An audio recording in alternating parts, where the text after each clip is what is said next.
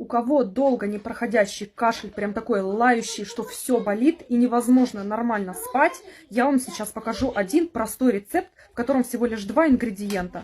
Берем большой стакан или большую кружку горячего молока, прям горячего молока. Нарезаем вот туда небольшую луковицу. Режем очень-очень мелко, максимально мелко. Кидаем все это в молоко, накрываем блюдечком и даем настояться. Минут 15-20. Дальше луковое молоко процеживаем и выпиваем. И буквально за несколько дней кашель проходит.